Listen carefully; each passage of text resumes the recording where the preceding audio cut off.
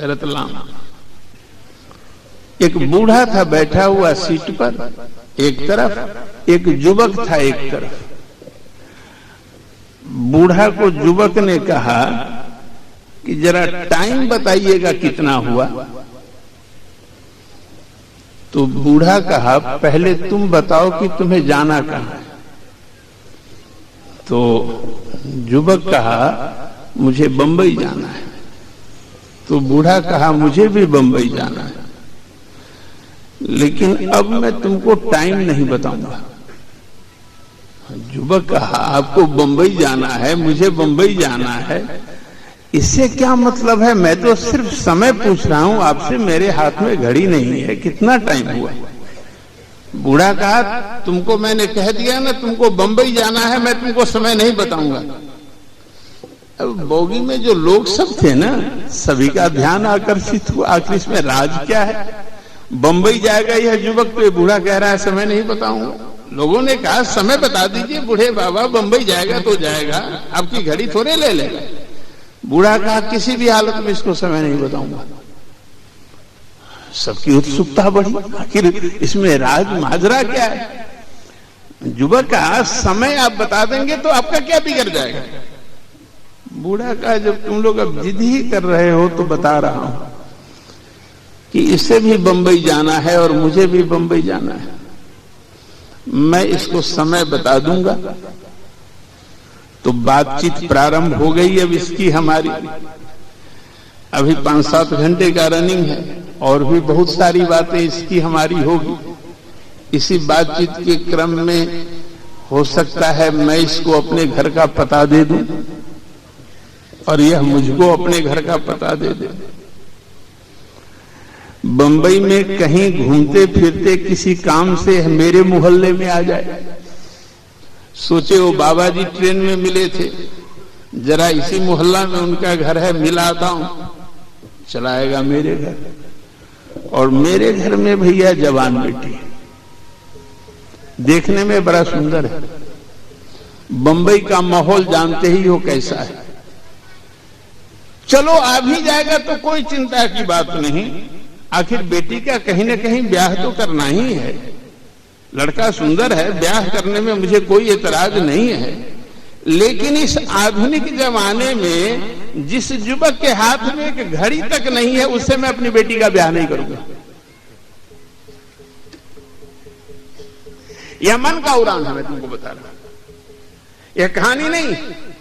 तुम भी जब कोई काम नहीं करोगे ना, चुपचाप बैठे रहोगे, तो उस समय में देखना कि मन कहां कहां भागता है, क्या क्या यह मन विचार। इसलिए कहता हूं भजन करो, इसलिए कहता हूं सदशास्त्र का अध्ययन करो, इसलिए कहता हूं तीर्थ यात्रा करो, ताकि संसार से अलग होकर के यह मन भगवान के विषय में चिंतन प्रारंभ कर दे। मन कभी भी बैठेगा नहीं। तो कपिल देव कहे माता प्रसंगम अजरम पासम आत्मान कवियो विदुः स एव साधु सुकृतो मोक्ष द्वारम पावितम। माता ये मन है तो बड़ा खतरनाक, व्यक्ति को कहां से कहां भटका देता है।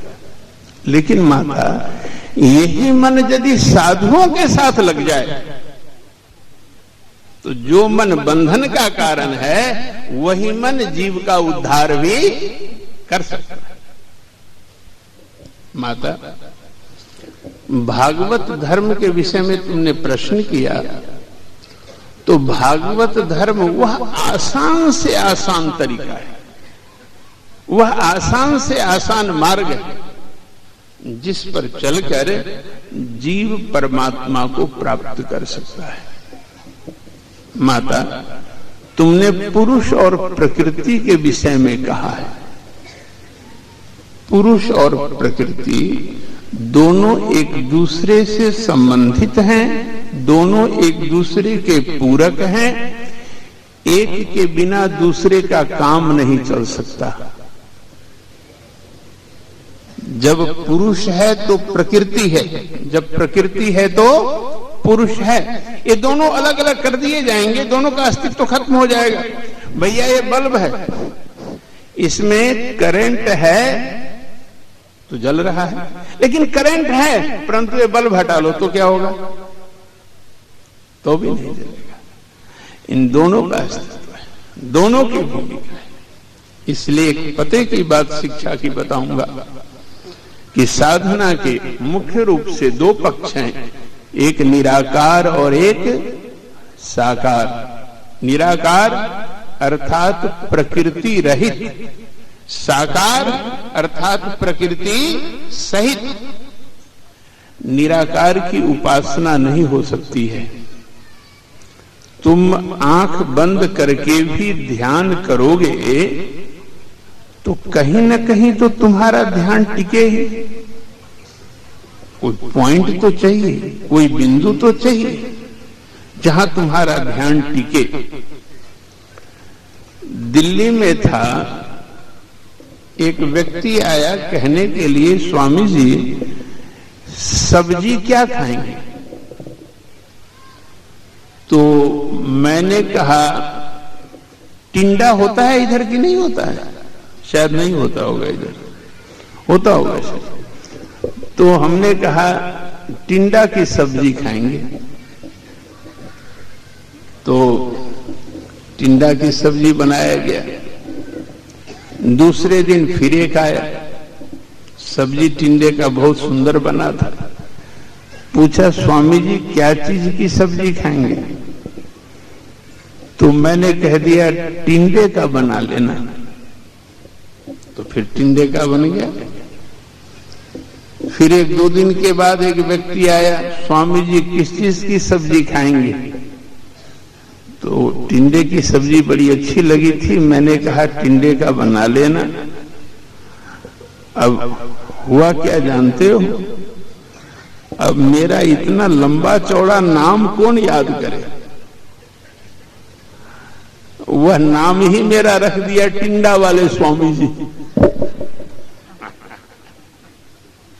नामाकरण संस्कार मेरा कर दिया टिंडा वाले स्वामी। तो भैया निराकार और साकार, निराकार प्रकृति रहित, साकार प्रकृति सहित। निराकार की उपासना नहीं हो सकती। जहां नाम रहेगा वहां रूप रहेगा, और जहां रूप रहेगा वहां नाम रहेगा।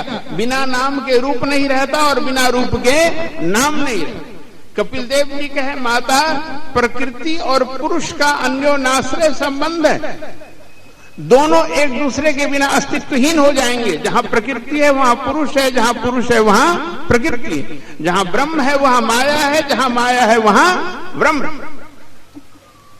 लेकिन माता रहेगा तो दोनों एक साथ, परंतु सावधानी यह बरतनी है कि पुरुष प्रकृति में आसक्त नहीं।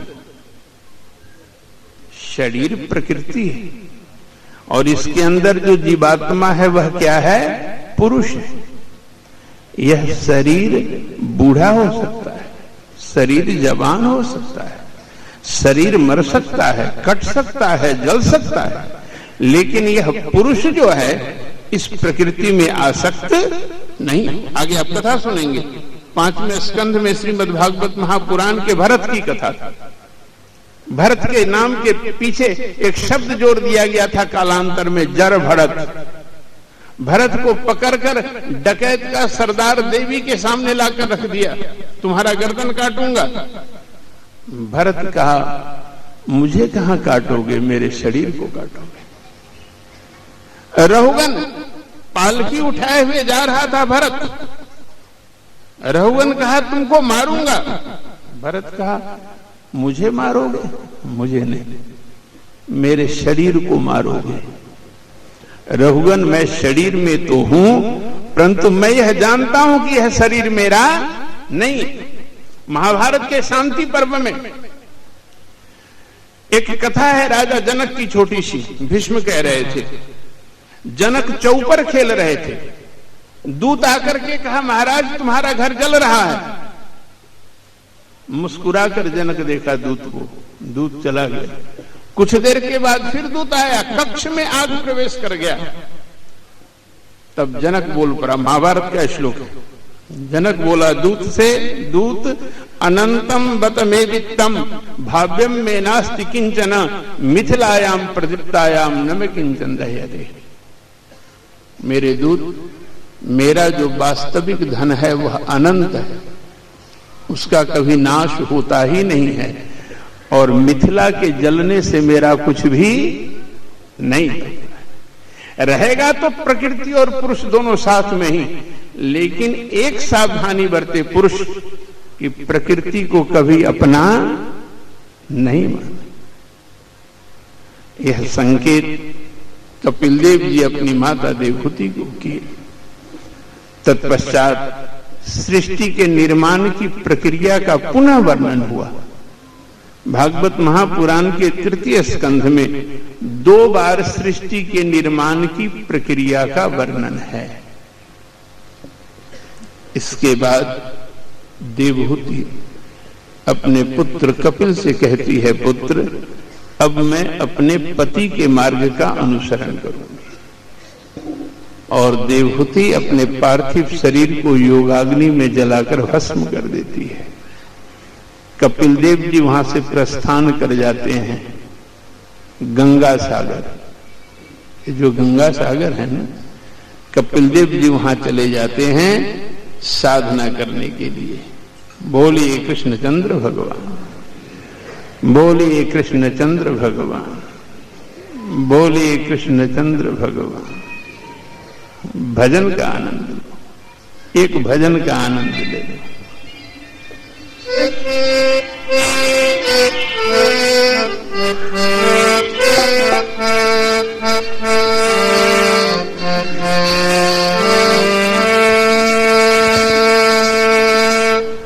तैने कौन सो पुण्य किए राधे, तैने कौन सो पुण्य किए, हरि रोज तेरे घर आते, हरि रोज तेरे घर आते, हरि रोज तेरे घर आते हैं, हरि रोज तेरे घर आते हैं, हरि बिन ही बुलाए आते हैं, हरि बिन ही बुलाए आते हैं।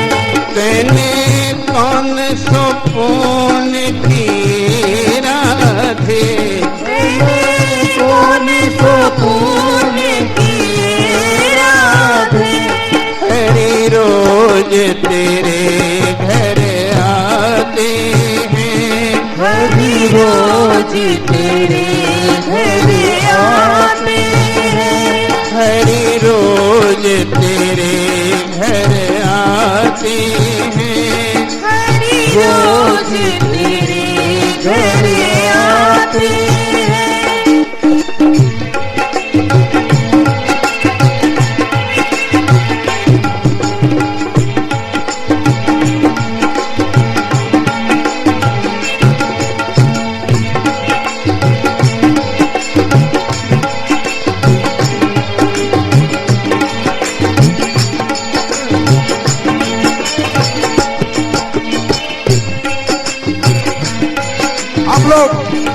तालियां बजाइए कम से कम।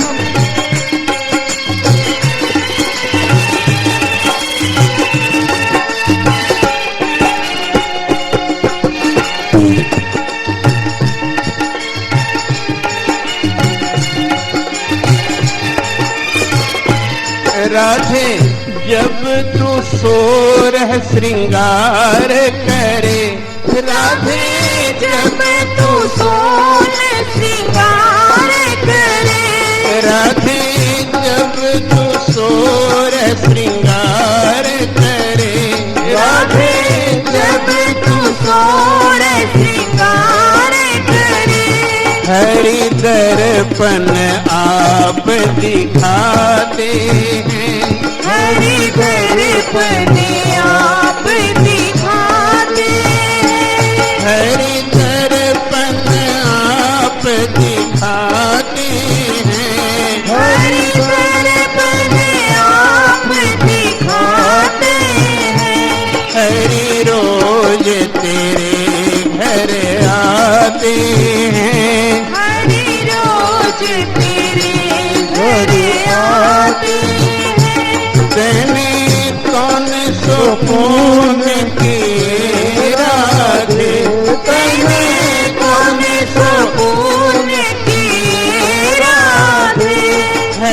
रोज तेरे घर आते हैं, हरि रोज तेरे घर आते हैं, हरि रोज तेरे घर आते हैं, हरि रोज तेरे घर आते हैं, हरि भी नहीं बुलाए आते हैं, हरि भी नहीं बुलाए आते हैं।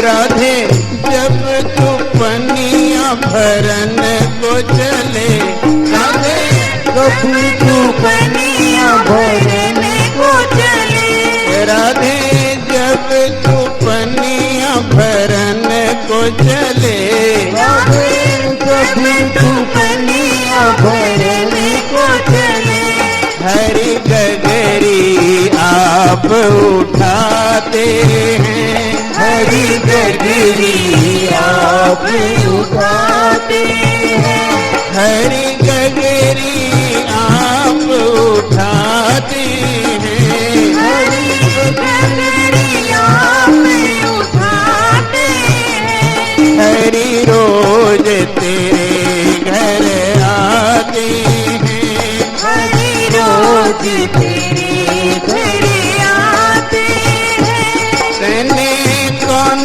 सो कौन की राधे, तेरे कौन सो पुण्य किए राधे, हरि रोज तेरे घर आते हैं, हरि रोज तेरे घर आते हैं, हरि भी नहीं बुलाए आते हैं, हरि भी नहीं बुलाए आते हैं, हरि रोज तेरे घर आते हैं, हरि रोज तेरे घर आते हैं।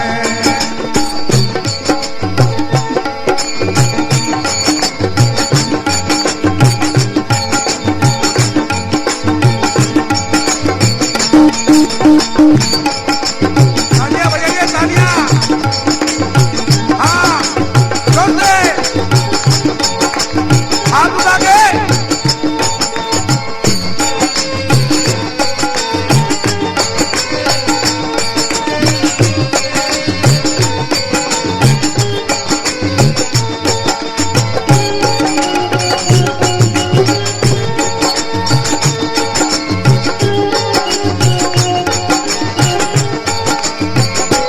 राधे जब तू रास में नृत्य करे, राधे जब तू रात मिलित करे, राधे जब तू रास में नृत्य करे, राधे जब तू रात मिलित करे, हरि बांसुरी आप बजाते हैं, हरि बांसुरी आप बजाते हैं, हरि बांसुरी आप बजाते हैं, हरि बांसुरी आप बजाते हैं, हरि रोज तेरे घर आते हैं, हरि रोज तेरे घर आते हैं। तने कौन सो कौन की राधे, कौन सो पुण्य किए राधे, हरि रोज तेरे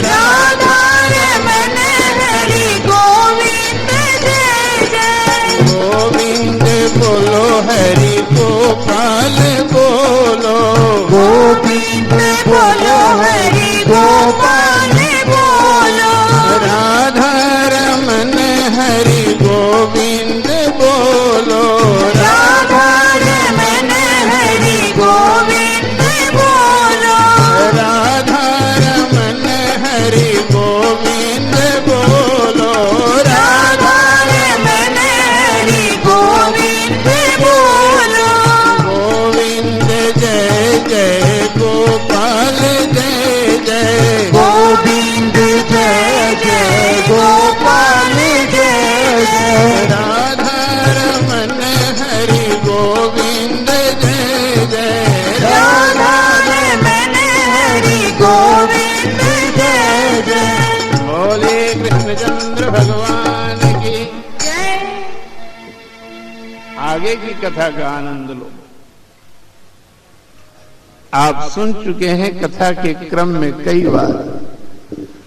मनु शत्रुपा के 2 पुत्र हुए थे, प्रियव्रत और उत्तानपाद, एवं 3 कन्याएं थी, आकुति, देवहूति और प्रसूति।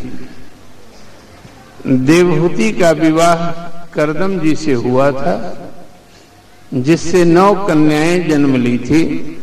जिन 9 कन्याओं का विवाह ब्रह्मा जी के 9 पुत्रों से हुआ था। जो मरीचि ऋषि थे उनका विवाह कला से हुआ था। जो क्रतु थे उनका विवाह क्रिया से हुआ था। जो अत्रि ऋषि थे उनका विवाह हुआ था अनसुईया से। मैत्रेय जी कह रहे हैं विदुर, यही वो दंपति हैं अत्रि और अनसुईया, जिसके यहाँ ब्रह्मा विष्णु महेश तीनों पुत्र बनकर जन्म लिए थे। विदुर जी बोले, मैत्रेय जी जरा इस कथा को विस्तार से सुना दीजिए। कथा इस प्रकार से है मेरे श्रोताओं। प्रत्येक दिन नारद जी पधारते थे वैकुंठ लोक, कैलाश, ब्रह्मा जी के लोक, सत्यलोक। आज भी गए थे वैकुंठ लोक। लक्ष्मी जी आदर सत्कार की। नारद जी आते तो हैं परंतु कुछ विलंब करके आते हैं। नारद जी कहे, आजकल वैकुंठ लोक से भी ज्यादा मन मेरा लगता है अनसुईया आश्रम में। लक्ष्मी पूछी, अनसुईया कौन है? नारद जी कहे, महान पतिव्रता। ऐसी स्त्री इस समय में तीनों लोकों में कोई नहीं है। लक्ष्मी जी कही, मैं भी नहीं। नारद जी कहे, यदि सच पूछें तो अनसुईया की तुलना में आप कुछ भी नहीं है। नारी का सबसे बड़ा दुश्मन कौन? नारी। ईर्ष्या जन्म ले ली। नारद जी सोच रहे थे तीनों लोकों में बड़ी शांति चल रही है, कुछ उठापटक हो गई। वहां से नारद जी आए कैलाश पर्वत पर। पार्वती जी आदर सत्कार की। आते तो है नारद जी, लेकिन कुछ विलंब करके आते हैं। नारद जी कहे, वैसे आ तो जाता हूं आपके यहाँ, परंतु वास्तव में मेरा मन आजकल ज्यादा अनसुईया आश्रम में लगता है। पार्वती पूछी, है अनसुईया कौन है? महान पतिव्रता, ऐसी स्त्री इस पृथ्वी पर दूसरी कोई नहीं। मैं भी नहीं। नारद जी कहे, क्षमा करें, यदि सत्य कह रहे हैं बोलने के लिए तो अनसुईया के समान आप हो ही नहीं सकती। पार्वती जी भी जल भुनकर राख हो गई। नारद जी समझ रहे थे मेरा काम बन रहा है। वहां से नारद जी पहुंचे ब्रह्मा जी के यहाँ। ब्रह्मा जी की पत्नी आदर सत्कार की। कुछ विलंब करके आते। नारद जी कहे, आजकल सबसे ज्यादा मन मेरा लगता है अनसुईया आश्रम में। अनसुईया जैसी महान पतिव्रता स्त्री इस समय में तीनों लोकों में कोई नहीं है, आप भी नहीं। और यहां भी ब्रह्मा जी, यहां भी नारद जी आग लगाए। और भैया नारी हट, बाल हट, राज हट, ये सब बड़े प्रसिद्ध। ब्रह्मा विष्णु महेश जब तीनों अपने अपने घर पधारे तो तीनों की पत्नी अपने अपने पति को पकड़ी, चाहे जिस भी हालत से होवे, अनसुईया के पातिव्रत धर्म को नष्ट करे। तीनों बहुत समझाए, अपनी अपनी पत्नी को नहीं माना। ब्रह्मा विष्णु महेश तीनों संत का वेश बनाए, अनसुईया आश्रम में पधारे। कभी गए हो अनसुईया आश्रम? कोई गए हो आप लोगों में तो हाथ उठाना। कोई नहीं गए। चित्रकूट से 60 किलोमीटर की दूरी पर है। मैं गया हूं, बहुत ही आनंद मिलता है, बड़ी शांति। मंदाकिनी जमीन फोड़ कर निकलती, गोदावरी। तो ब्रह्मा विष्णु महेश तीनों संत के रूप में पहुंचे अनसुईया आश्रम में। अत्रि ऋषि नहीं थे, लेकिन पहले ध्यान दे लो, अत्रि किसको कहते हैं? अत्रि कहते हैं न त्रि इति अत्रि, जहां तीनों गुणों में से कोई भी गुण नहीं हो। गीता से तुलना करो, संकेत सिर्फ करूंगा, समय नहीं है। अर्जुन कृष्ण से कहता है मैं तुम्हारे समान आनंद प्राप्त करना चाहता। कृष्ण कहते हैं मेरे समान आनंद प्राप्त करना चाहते हो तो मेरे धर्म में आ जाओ। अर्जुन कहता है तुम्हारा धर्म क्या है? कृष्ण कहते नैस्त्रैगुण्यो भव अर्जुन। अर्जुन तुम त्रिगुणातीत हो जाओ। अर्जुन सतोगुण रजोगुण तमोगुण ये तीनों बंधन है। सतोगुण सुख रूपी बंधन में बांधता है, रजोगुण लोभ रूपी बंधन में बांधता और तमोगुण मोह रूपी बंधन में बांधता। अर्जुन जैसे सोने की हथकड़ी बेरी हो, लोहे की हथकड़ी बेरी हो, चांदी की हथकड़ी बेरी हो, इन तीनों में से किसी की भी हथकड़ी बेरी हो, हथकड़ी बेरी पहना दिया जाए तो जीव बंधन। त्रिगुणातीत, अत्रि नत्रि, जहां तीनों में से कोई गुण नहीं। अनसूया यत्र असूया वृत्ति नास्ति, जहां ईर्ष्या नहीं, उसको कहते हैं अनसूया। ब्रह्मा विष्णु महेश तीनों पधारे। अनसूया आदर सत्कार की। ब्रह्मा विष्णु महेश संत के वेश में थे। भिक्षा दे, अनसूया भिक्षा लेकर आई। तीनों बोले हम लोगों का व्रत नियम है, जो भिक्षा ग्रहण करता हूं, भिक्षा देने वाले को वस्त्र उतार कर भिक्षा देना पड़ता है। अनसूया सोच में पड़ गई, इन तीनों के सामने वस्त्र उतार कर भिक्षा दो। अनसूया कही तीनों संत के रूप में हो, सुनो भिक्षा तो दूंगी, तुम तीनों को खाली हाथ नहीं जाने दूंगी, परंतु कैसे दूंगी यह मैं जानती हूं। अपने पति के चरण को धोकर जल रखी हुई थी। अत्रि ऋषि के चरण को धोकर जल रखी हुई थी। वह जल ब्रह्मा विष्णु महेश तीनों दरवाजे पर संत के रूप में छिड़क दी। तीनों छोटे छोटे बच्चे बन गए। तीनों को एक ही साथ अपने गोद में उठाई, आंगन में लाकर रखी, खीर बनाई, बैजंती फूल के पत्ते पर तीनों को बिठाकर खीर रख दी। तीनों को खीर खिलाने लगे। इधर सूर्य अस्ताचल में छिपने चला। ब्रह्मा विष्णु महेश घर नहीं लौटे। तीनों देवियां परेशान। नारद जी पधारे। श्रीमन नारायण नारायण सब कुशल मंगल तो है। तीनों देवियां बोली नारद जी कुशल मंगल तो है, लेकिन हम लोगों के पति देव अभी तक घर नहीं लौटे। नारद जी बोले कहीं आप लोग अपने पति देव को किसी का अनिष्ट करने के लिए नहीं तो भेजे। तीनों देवी बोली नारद जी आप जानते ही हैं सब कुछ आप ही का लगाया आग है। हम तीनों अत्रि ऋषि की पत्नी अनसुईया के पातिव्रत्य धर्म को नष्ट करने के लिए अपने अपने पति को भेज दिए। नारद जी कहे आंख बंद करके देखता हूं। आंख बंद करके नारद जी देखे, आंख खोले, तीनों से बोले, अब आप लोग अपने अपने पति को नहीं प्राप्त करें तो ज्यादा अच्छा। तीनों बोली क्या कह रहे हो नारद जी? नारद जी कहे मैं ठीक ही कह रहा हूं, आंख बंद करके देखा हूं, अनुसुईया आश्रम में आप तीनों के पति देव छोटे छोटे बच्चे बने हुए हैं। तीनों अपने अपने पति को प्राप्त भी करेंगे तो बादाम घोट घोट कर खिलाएंगे, दूध पिलाएंगे। जब तक ये तीनों जवान होंगे तब तक तो आप तीनों रिटायर हो जाएंगे। अब तो सारा काम गड़बड़ हो गया। तीनों रोने लगे, कहीं नारद जी ये तो बड़ा अनर्थ हो गया। नारद जी कहा मैं क्या करता, ये तो आप लोगों की अपनी करतूत है, जैसा करते हो वैसा भोगो। तीनों देवियां बोली नारद जी आप ही कोई रास्ता बताओ।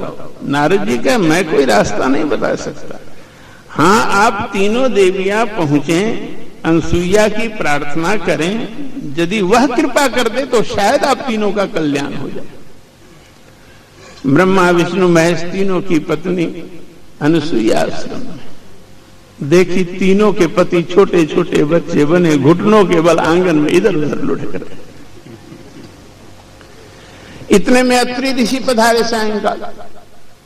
देखिए क्या हो रहा है आंगन में, ये तीन छोटे छोटे बच्चे, ये तीन स्त्रियां इतनी सुंदरी। अत्रि पूछे पत्नी अनसुईया ये क्या सब आज तमाशा हो रहा है अपने आंगन में? अनसुईया बोली पति देव ये जो तीनों छोटे छोटे बच्चे देख रहे हैं ना, ये तीनों इन तीनों देवियों के पति। अत्रि कहे यह कैसे हो सकता है, इतनी बड़ी बड़ी ये तीनों छोटे। अनसुईया सारी कहानी सुनाई। तीनों देवियां अत्रि और अनसुईया की प्रार्थना की। अत्रि प्रसन्न हुए, अनसुईया से कहे अनसुईया इन तीनों देवियों पर कृपा करो। अनसुईया कही जरा चरण आगे करें पतिदेव। अत्रि चरण आगे की, अनसुईया अपने पति के चरण को धोई, संकेत कर दो भगवान का भजन करो, नाम जपो, माला फेरो, लेकिन उसके पहले भी परमात्मा जिस कर्म को करने के लिए तुझे नियुक्त किया है, उस कर्म को यदि कुशलता पूर्वक तुम करते हो, गीता पढ़ने वाले आनंद लो। कृष्ण से पूछा गया योग किसको कहते हैं कृष्ण? कृष्ण कहे अर्जुन योग उसको कहते हैं मैंने जिसको जिस कर्म में नियुक्त किया है उस कर्म को कुशलता पूर्वक कर रहा है, उसी को हम योग कहते हैं। कृष्ण कहे गीता में योगः कर्मसु कौशलम। पत्नी के लिए अपने पति की सेवा, अपने घर गृहस्थी का संभालना, यह सबसे पहला कर्तव्य है। इसे नारी निभावे। इसके बाद और कुछ, इसके बाद संत हैं, इसके बाद मंदिर है, ठाकुरबाड़ी है, भगवान है, सब बाद में, पहले आपका कर्तव्य है। अनसुईया बोली पतिदेव अपने पैर को आगे करें। अत्रि आगे किए पैर, अनसुईया चरण धोए, जल लेकर वो जो तीनों छोटे छोटे बच्चे थे ना, ब्रह्मा विष्णु महेश, तीनों के शरीर पर छिड़क गए। अब ब्रह्मा विष्णु महेश छोटे नहीं थे, वो छोटे छोटे बच्चे अपने वास्तविक रूप में आए। तीनों हाथ जोड़कर अत्रि अनसुईया की प्रार्थना की। तीनों बोले ब्रह्मा विष्णु महेश, अनसुईया माता सिर्फ नारद को ही नहीं, हम तीनों को भी तुम्हारे आंगन में जितना आनंद मिला उतना आनंद अपने अपने धाम में नहीं मिला। माता एक कृपा करो, तुम्हारे आंगन में छोटा बच्चा बन गया, तुम्हारे हाथ का खा लिया, तुम्हारे गोद में खेल लिया, अब माता कृपा करो कि हम तीनों तुम्हारे पुत्र बने। ध्यान दो, गृहस्थ आश्रम का इससे बड़ा सदुपयोग और क्या हो सकता है। अत्रि अनसुईया के सामने ब्रह्मा विष्णु हाथ जोड़े खड़े हुए, आप दोनों कृपा करें हम तीनों आपके संतान बने, पुत्र बने। अत्रि ऋषि के नेत्र भर आए, ब्रह्मा विष्णु महेश आप पुत्र बनेंगे। तीनों कहे हम पुत्र बनेंगे आपके।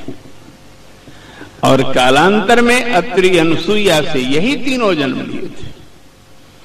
जो शंकर थे वह दुर्वासा बनकर जन्म लिए थे,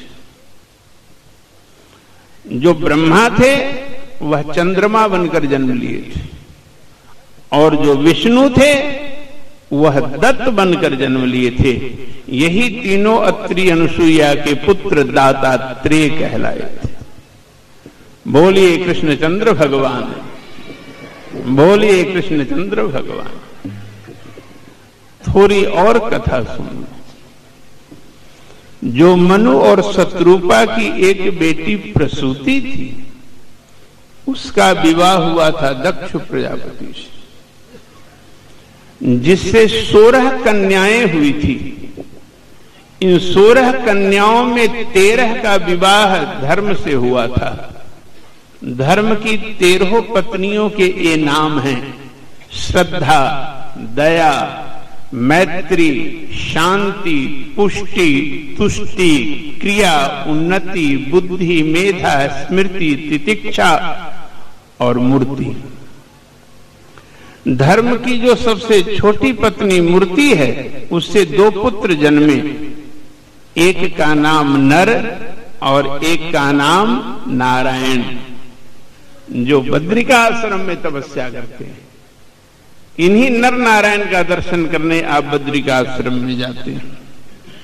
13 कन्याएं। दक्ष प्रजापति की प्रसूति से एक कन्या का नाम था स्वाहा, जिस स्वाहा का विवाह अग्निदेव से किया गया था। इसलिए अग्निदेव जो कुछ भी ग्रहण करते हैं स्वाहा के माध्यम से ही करते हैं। स्वाहा बोलना पड़ता है आहुति देने में। दक्ष प्रजापति की प्रसूति से एक पुत्री, जिसका नाम था स्वधा।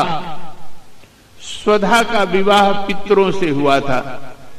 कितनी बेटियों की चर्चा हो गई 16 में से? 13 और 2 15।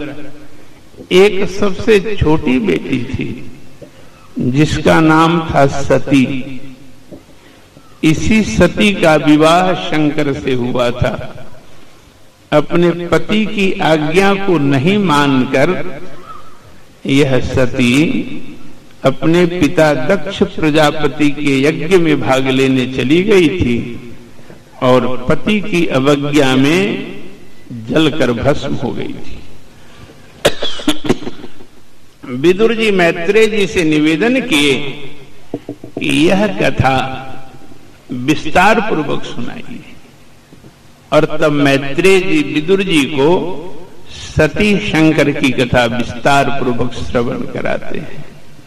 लेकिन यह विस्तार पूर्वक कथा कल प्रातः काल की सभा।